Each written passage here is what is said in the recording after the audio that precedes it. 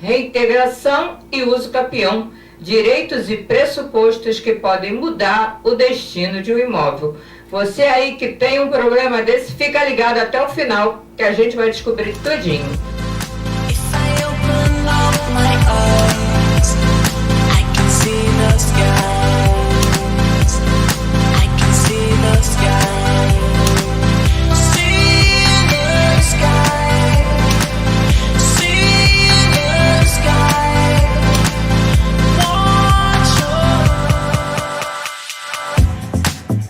Olá, família TVI, tudo bem com vocês?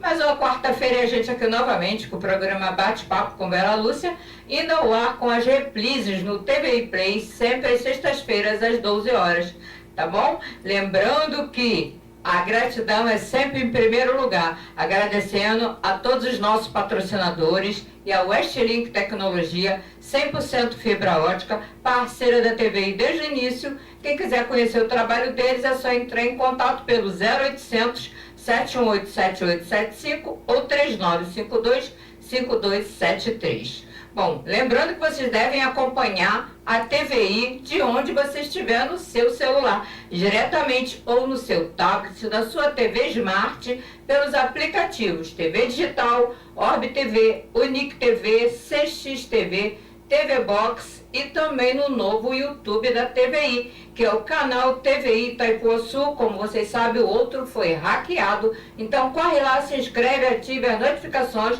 para ficar ciente de tudo que acontece aqui em Maricá e em todo mundo, né? Bom, lembrando também do nosso site, que é o www.tvitaipuaçu.com.br, onde vocês vão encontrar a matéria e todas as fotos na íntegra. E também você que gosta de música, Rádio Pix Web, do canal TVI, então corre lá que tem músicas sensacionais. Agora, se você quiser fazer uma propaganda da sua empresa, divulgar, entre em contato com a gente, venha conhecer o nosso trabalho pelo 021 994128509 ou 99314 4124. E esta semana, mais uma vez, o programa Bate-Papo com Vera Lúcia recebe o Dr. Rômulo Vitagliano, advogado nas áreas cíveis e criminais, trazendo o tema reintegração e uso capião, direitos e pressupostos que podem mudar o destino de um imóvel. Você aí que tem um problema desse, fica ligado até o final, que a gente vai descobrir tudinho. Então vamos lá, doutor Rômulo, seja bem-vindo mais uma vez. Fala pra gente quais são os requisitos legais e o que caracterizam a posse legítima e em quais situações ela pode ser contestada judicialmente. Boa tarde a todos. Boa tarde, a TVI. Muito obrigado mais uma vez pelo convite, de estar aqui presente, levando ao público algumas considerações e apresentando algum conceito sobre o uso capião e a reintegração de posse. E é sempre uma matéria de muita, não chega a ser complexo demais, mas traz muitas nuances. E dentro dessas nuances nós vamos tentar esclarecer ao público, né, as principais situações, as formas que se podem de um lado ou de outro. Geram muitas dúvidas, né? Geram dúvidas. Por que geram dúvidas? De um lado você tem os proprietários e de outro lado você tem os posseiros. Cada um sempre defendendo o seu direito. O proprietário, às vezes, ele abandona o imóvel há muito tempo. É o caso aqui de Itaipuaçu, que desde 1952, quando foi lançado o loteamento aqui, o Jardim Atlântico, né? Isso aqui praticamente não tinha nada, o acesso era muito difícil. Então ficou, por muitos anos, isso aqui ficou, de certa forma, abandonado. Isso, na época, a legislação, ela permitia que não se tivessem, por exemplo, nem se tivesse que fazer ruas, não tinha que fazer toda a pavimentação que hoje é necessária para se fazer um loteamento. Antigamente não, se colocava aquilo num papel e se vendia o lote, né? Então aquilo ali ficou por muitos e muitos anos. Eu acredito de uns 20 a 15, talvez 15 anos para cá, mais ou menos a época que eu resido aqui, começou a revitalizar. Itaipuaçu começou a crescer, os preços dos imóveis começaram a subir, né, as pavimentações, a vinda do royalties, tudo isso trouxe todo um desenvolvimento para o município, para o distrito, né, o nosso quarto distrito aqui, e isso foi fazendo que as pessoas que se lembraram que tinham um terreno perdido, que tinha um pai, um avô, que tinha um terreno e começou a procurar. Eles começaram a procurar esses imóveis. Esses imóveis que por muitas vezes ficavam abandonados por 10, 15, 20 anos. Então isso gerava também o direito de posse pelo outro lado daquele que chegou, que beneficiou, que pagou imposto, né, e construiu a sua casa ali no terreno que estava abandonado. Então essa é a situação. E dentro disso, nós poderíamos separar alguns pontos. Vamos começar pela posse ou vamos começar pela reintegração? Aí fica complicado, né? Vamos começar pela reintegração. Na reintegração, o proprietário ele busca atingir aqueles pontos que o posseiro não conseguiu. Por exemplo, ele não conseguiu definir, ele não conseguiu concretizar a lei dá ao posseiro o direito de reter aquela terra, porém ele tem pressupostos, tem requisitos. O que seriam pressupostos? Primeiro, ele tem que ter, se for até 240 metros quadrados de terra, seria uso capião urbano. E aí são 5 anos de posse mansa e ininterrupta. O que a gente fala de mansa? Mansa é aquela posse sem oposição. Eu não estou aqui há um ano e pouco, cheguei aqui há 6 meses, acabei de entrar, apareceu o proprietário. Aí foi lá, fez um registro de ocorrência, ele me notificou judicialmente ou extrajudicialmente, então isto interrompe a posse mansa e pacífica. Então quando a gente fala posse mansa e pacífica, é sem oposição do proprietário. Então esse é o primeiro ponto. O segundo ponto, que muitos dos posseiros eles têm eles acreditam que isso funciona, o posseiro vai lá e coloca uma cerquinha e larga para lá, ele nem está lá. Não, isso aqui eu estou cuidando. Não é assim. A posse chama-se ius possidendi, ânimo de possuir. O ânimo de possuir é aquele que limpa o terreno, é aquele que planta, é aquele que coloca um quartinho, coloca uma luz, ele tem um poste com a iluminação com o nome dele, ele tem uma conta de luz. Isso é uma prova material de quanto tempo ele está ali. Entendi. O que muitas das vezes você chega num litígio judicial e diz, não, mas eu estou aqui há 20 anos, mas ele não tem um documento. Ele não tem nada que comprove que aquilo ali, ele está ali aquele tempo. Ah, não, eu fiz um parcelamento no IPTU. Isso é um indício, mas não é prova. Até porque você chega hoje, se fosse o caso, chegasse na prefeitura, eu quero um parcelamento dos 20 anos que está para trás. Mas eu entrei hoje. Então eu não estou há 20 anos porque eu paguei 20 anos de imposto. Eu estou pagando imposto devido, mas a minha posse é muito nova.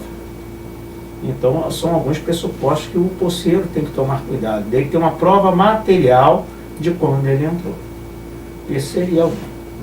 Mas eu já ouvi dizer que tem até uso capião de 3 anos. Procede isso? Não. O mínimo é 5 anos, né? O mínimo é 5 urbano. Quando você passa de 240 metros quadrados, passa para 15. É mesmo? Quanto maior, mais tempo. Quanto mais tempo tem, até é uma questão até de uma segurança para o proprietário também. Então você passa por 15 anos aí. São vários tipos de uso capiões então, né? São vários tipos, extrajudicial, judicial, especial, urbano. São vários tipos de uso capião dessa forma aí. E o proprietário, como é que ele se defende? Como ele se defende? Porque ele tem os documentos? Bom, tudo arquivadinho. Primeiro dado você tem cartório, você tem aonde reais, o imóvel está registrado, ou mesmo que não esteja registrado, ele tem uma promessa de compra e venda, ele tem alguma coisa. A primeira coisa que ele tem que fazer é o inverso. Entrou um posseiro no terreno, no imóvel dele, ele faz o registro de ocorrência.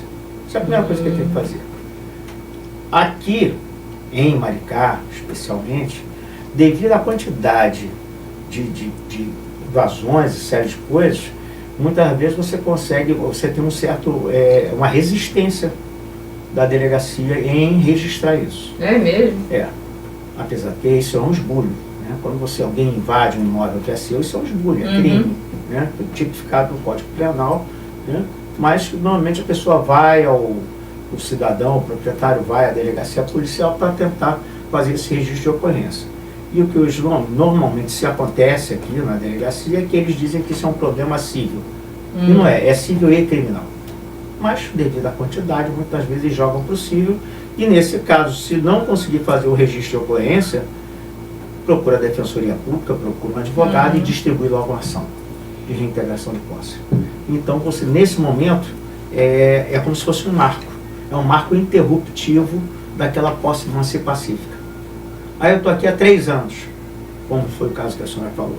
Estou aqui há 3 anos, mas eu distribuí uma ação de reintegração de posse, então não tenho 5. Já começa a discutir daqui. Existe a posse nova, que é a posse até 1 ano, e a posse velha, que é a partir de 1 ano e 1 dia, que ele tem um pouco mais de estabilidade. Ele pode até não conseguir completar o uso capião dele, ele chegar ao final e ter uma sentença, né? Mas ele já passa a ter uma certa estabilidade, o juiz concede a ele mais provas, mais tempo para ele fazer, né, a favor dele. Sempre de um lado e de outro, né? Sempre a dualidade, a ampla defesa para todos os lados, né? De um e de outro, mas ele fica com a posse um pouco mais resguardada quando passa de 1 ano. Basicamente isso. Vamos nós. Então, vamos lá, doutor Rômulo, o senhor pode se aprofundar um pouquinho melhor? Falar mais a linguagem do povo, né? Porque é muita linguagem técnica que a gente, às vezes, eu mesmo tenho dificuldade, e muitas pessoas, né, ficam, às vezes, na dúvida. Podemos? Podemos sim.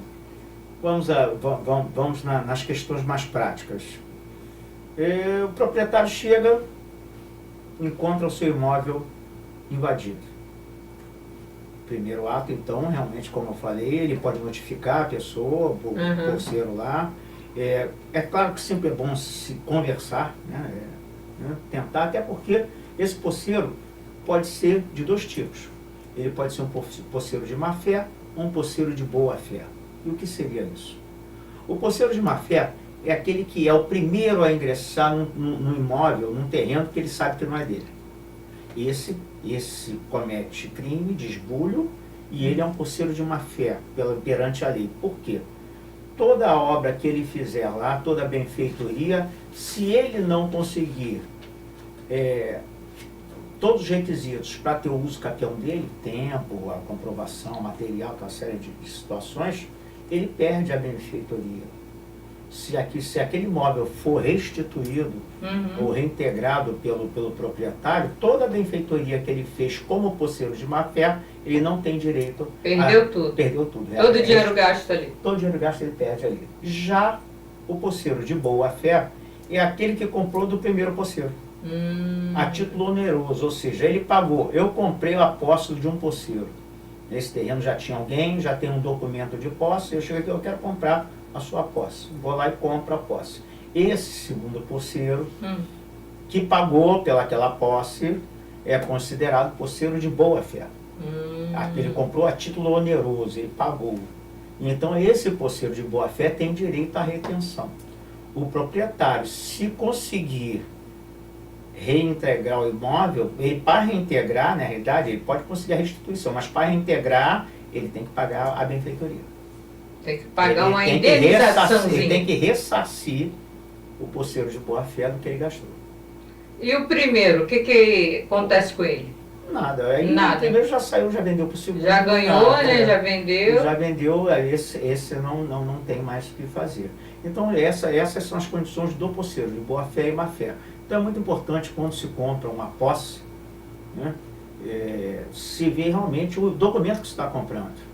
Se não é um documento que é legal, se é um documento que tem selo, se o selo é legal, né, porque você tem muita falsificação.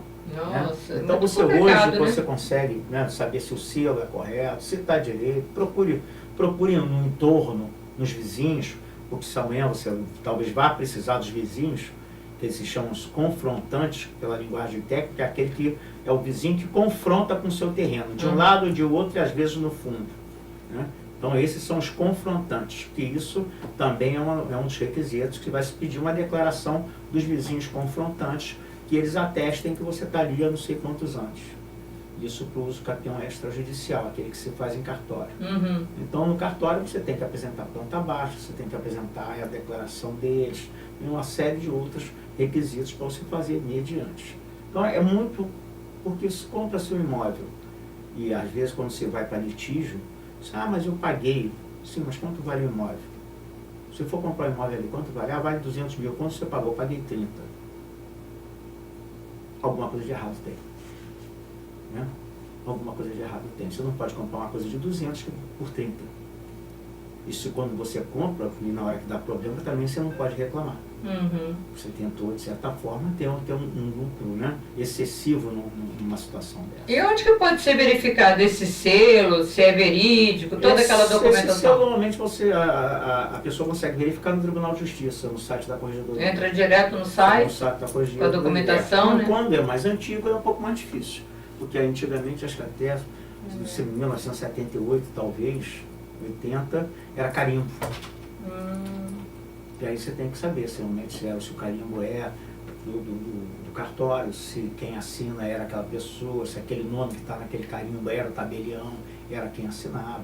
Então, é esse tipo de coisa. Você não pode ter um documento de 20, 30 anos com cara de ontem. Agora parece mais fácil, porque você pode ver em outro cartório, né? Você leva tudo, paga, porque antigamente você tinha que ir naquele cartório, procurar todos os dados. Agora parece que você pode ir em qualquer cartório e verificar, né? Realmente pagando, a né? tecnologia, assim, facilita muita coisa. Também, hoje, né, você entra no site do Tribunal de Justiça e você descobre onde a pessoa tem firma reconhecida, então, os cartórios que ela tem, para você conferir se aquilo ali está correto. E nunca compre nada, né, sem reconhecer firma, de preferência para autenticidade, ou seja, aquela de corpo presente. Como a gente fala, para a gente é tudo muito complicado, né? Para um advogado que já é mais... Já está vivendo aquilo diariamente, é mais fácil, né? Mais fácil. Mas imagina uma pessoa que está ali, né, tem família, pobrezinho, doido para conseguir um terreninho, uma casa, ele fica louco, né? Vê aquele coisa baratinha, ele cai logo. Mas tem que tomar cuidado exatamente para não perder o pouco de dinheiro que tem. Né? Fazer uma coisa com segurança, direitinho, né? Equilibrado, né? Para você não cair em conversas fiadas, porque realmente isso tem acontecido muito aqui. Quanto mais esse distrito aqui cresce, né? Então você tem muitos problemas com relação a isso. Tem feito até, a delegacia tem feito um trabalho bom, né? Assim, inclusive me parece que uma coisa de uns 6 meses atrás prendeu uma quadrilha grande, né? Com esse tipo de padrão, esse tipo de operação. Então, graças a Deus, a polícia aqui tem trabalhado bem e o judiciário também, né? Então vamos falar um pouquinho, porque no nosso tempo já está estendido, como funciona o processo, né, do uso capião na prática e quais são os principais obstáculos enfrentados por quem tenta regularizar o imóvel por esse meio. Os principais, como nós assim falamos en passant, são as questões materiais. É a pessoa, por ser comprovar materialmente, ou seja, com provas, né, o tempo que ele tem lá. E às vezes, não só o tempo dele, como o tempo do anterior, quando ele compra de alguém. Junta tudo, pode juntar. Junta tudo, ou seja, junta um tempo com o outro. Eu estou aqui há 10 anos, eu estou aqui há 5, tem 15. Né? E aí você tem que, realmente, o poceiro tem que ver se ele tem essa comprovação. Ele tem que ver se ele tem uma conta de luz antiga, se ele tem um documento, uma série, porque se facilita, hoje a legislação facilita, ela facilita para que você não tenha necessidade de ir no judiciário, que é muito moroso. Mas, em compensação, você tem que cumprir todos os requisitos, como eu falei para a senhora. Tem que ter as provas materiais, tem que ter uma planta baixa, a documentação tem que estar em dia, as assinaturas corretas, as declarações dos confrontantes, numa planta baixa. Tudo isso é um arcabouço que se faz, aí se faz uma ata notarial, dentro do registro de notas, que agora nós temos aqui dentro de Itaipuaçu, né? Ali na entrada de Itaipuaçu. Agora tem um ali, né? Que facilitou bastante. Ali é feita uma ata notarial, com essa ata notarial, que é como se fosse um pré-processo, dali sai e vai para o cartório de registro em Maricá. E essas coisas demoram, né? Então tem que correr logo, né? Vamos falar um pouquinho, então, do acesso ao uso capião como instrumento de justiça social. Como é que funciona isso? Eu acredito no uso capião como justiça social. Quando você tem terra devoluta, quando você tem a terra completamente parada, né? uma terra improdutiva, que eu acho que é a palavra mais correta, a terra improdutiva, e aí sim, é viável esse uso capião, se dividir, fazer, para que as pessoas realmente tenham um pedaço próprio de terra, que ele possa construir a casa dele, que ele tenha propriedade, que aí eventualmente, dependendo da situação, se a terra é de uma propriedade privada, que eventualmente o governo, seja municipal, estadual ou federal, ele desaproprie isso, né? Ressarça, porque também há que ser ressarcido o proprietário, como pode ser também uma área governamental, volto a falar, municipal, estadual ou federal, na qual ela dá esse assentamento às pessoas que vão fazer um cadastramento e tal. E aí elas vão se locar, ou já estão na terra, né? E a partir daí, como eles já estão na terra há muito tempo, às vezes os ribeirinhos, não digo indígena porque eles já têm uma legislação própria, né? Mas outros caiçaras, pessoas que estão aqui há muito tempo que não têm um título de propriedade.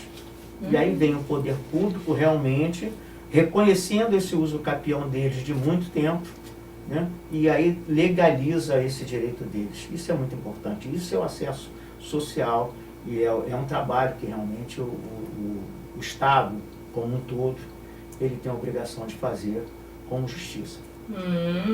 Show de bola.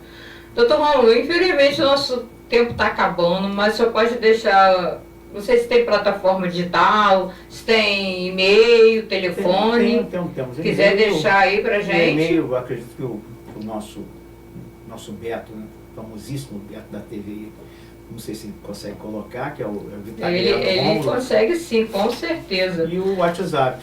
O Instagram eu uso pouco. Tá tudo aqui direitinho, né? É. Deixa eu falar aqui para eles. O Dr. Rômulo Vitagliano, o e-mail dele é vitaglianoromulo@gmail.com. O telefone, anota aí, gente, é muito importante, 21 999 446629. O Dr. Rômulo tá com a voz meia rouca hoje, né? Tá falando baixinho.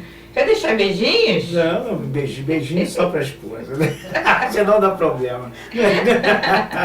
Não pode esquecer ninguém, gente. Olha, não muito pode. muito obrigado mais uma vez por esse convite. O trabalho de vocês é maravilhoso. Muito obrigada. É assim, leva muito conhecimento a muitas pessoas, porque é um trabalho variado, né? Fantástico. Tudo de bom, até a próxima, um bom final de ano, um bom Natal, né? Boa passagem a vocês. Igualmente, né?